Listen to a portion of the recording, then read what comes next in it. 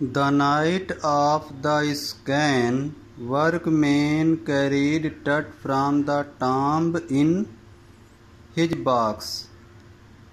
जिस रात राजा टट की डेड बॉडी की स्कैनिंग होनी थी, तो कार्यकर्ता लोग राजा टट की डेड बॉडी को उसके मकबरे या उसके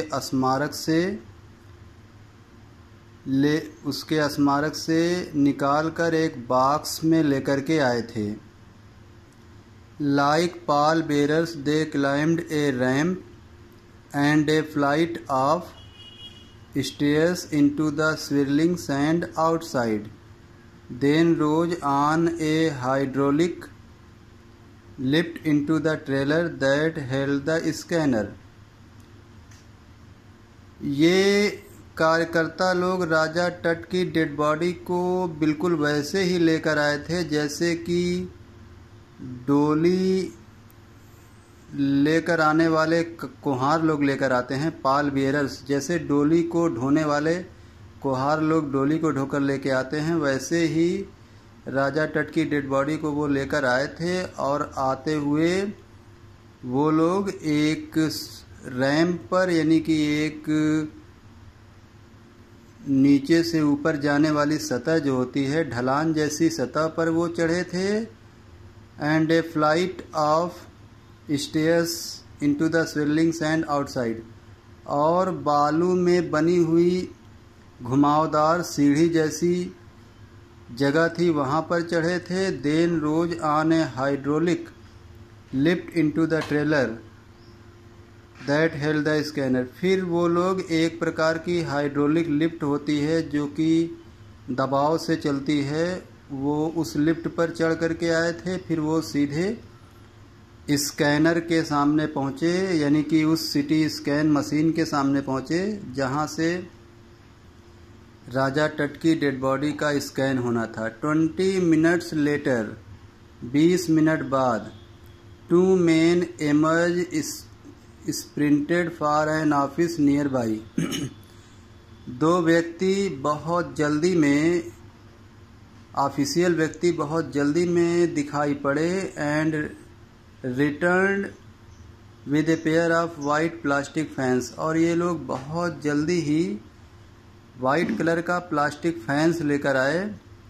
the $millions scanner had quit.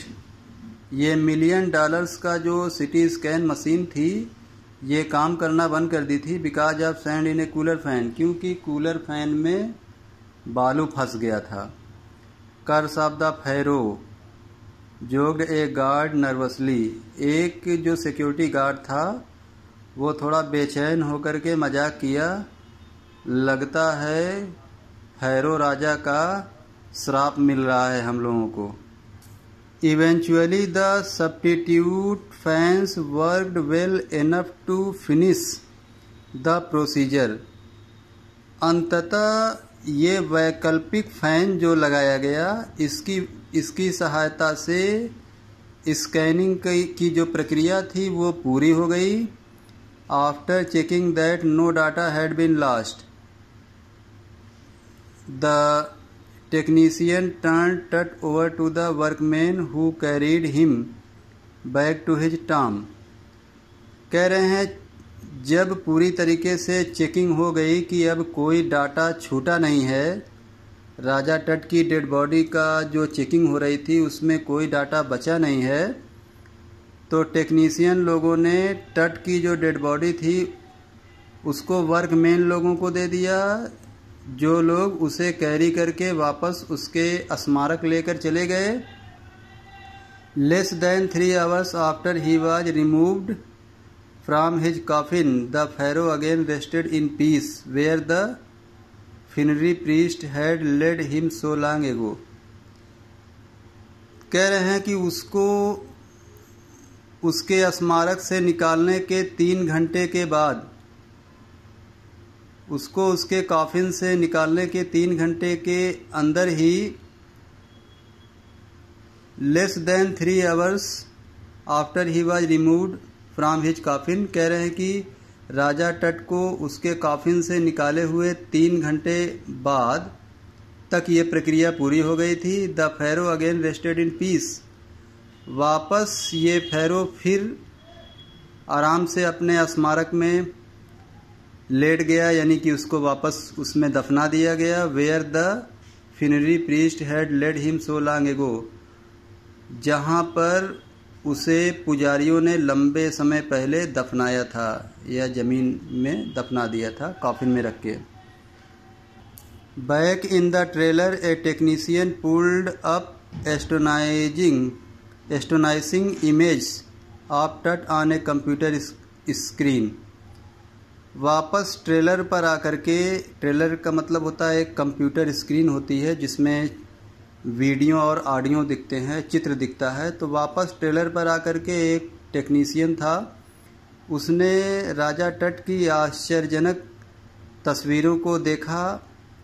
Computer screen पर grey head took shape from A scattering of pixel. कह रहे हैं एक तस्वीर बनाने वाले जो सूक्ष्म बिंदु होते हैं, उन सूक्ष्म बिंदु दिख रहे थे जब उस तस्वीर को बड़ा किया गया, जूम किया गया। उसका सर दिख रहा था और सर को बनाने वाले सूक्ष्म बिंदु भी दिख रहे थे। जब आप किसी तस्वीर को बड़ा करते हैं तो वो तस्वीर स्कैटर हो जाती है, फैल जाती है और कभी कभी फट भी जाती है। ऐसा आप कैमरे में देखे होंगे। And the technician spun and tilted in every direction. और फिर उस टेक्नीशियन ने कंप्यूटर पर जो तस्वीर होती है उसको घुमाया, यानी जैसे ऊपर से नीचे ले जाते हैं, नीचे से ऊपर ले जाते हैं, दाहिने से बाएं, बाएं से दाहिने ले जाते हैं, और उसे हर डायरेक्शन में चेक किया तस्वीर को। Neck vertebrae appeared as clearly as in an anatomy class. एक एनाटॉमी क्लास जो चलता है, शरीर विज्ञान का क्लास जो चलता है, उसमें उसके गर्दन की जो हड्डी होती है वो उतनी ही क्लियर थी जितना कि होनी चाहिए। Other images revealed a hand, several views of the ribs cage and a transaction of the skull. और उसकी अदर इमेज का भी परीक्षण हुआ, चित्रों का परीक्षण हुआ, जैसे उसके हाथ का और उसकी पसली के कई व्यू देखे गए। कई बार उसकी पसलियों को देखा गया और कई पसलियों को देखा गया, और उसकी जो खोपड़ी होती है उसके जोड़ों को देखा गया। But for now the pressure was of. लेकिन अब जो है सारा प्रेशर, सारा दबाव खत्म हो चुका था। Sitting back in his chair, Zahi Hawass smiled visibly relieved that nothing had gone seriously wrong. ये बात मिस्टर जाही हवास ने मुस्कुराते हुए कही, अपने चेयर पर वापस बैठते हुए कही, और अब काफ़ी वो स्वतंत्र महसूस कर रहे थे। और उन्होंने कहा कि ऐसी गंभीर कोई घटना भी नहीं घटी है। I didn't sleep last night not for a second, he said. उन्होंने आगे कहा कि पिछली रात तो मैं सो भी नहीं पाया था, एक सेकेंड भी नहीं सो पाया था। आई वॉज सो वरीड, मैं बहुत भयभीत था। But now I think I will go and sleep. लेकिन अब मैं सोचता हूँ कि मैं अब जाऊँगा और आराम से सो जाऊँगा। तो स्टूडेंट्स, मैंने डिस्कवरिंग टट की जो स्टोरी है, द सागा कंटिन्यूज, इसका मैंने पूरा एक्सप्लेनेशन आपको बता दिया। मैंने 4 पार्ट्स में बता दिया, ये चौथा और लास्ट पार्ट है। और अधिक अपडेट को देखने के लिए और अधिक वीडियो को देखने के लिए मेरे चैनल होम एजुकेशन को आप सब्सक्राइब कर लें। ओके, थैंक यू, जय हिंद।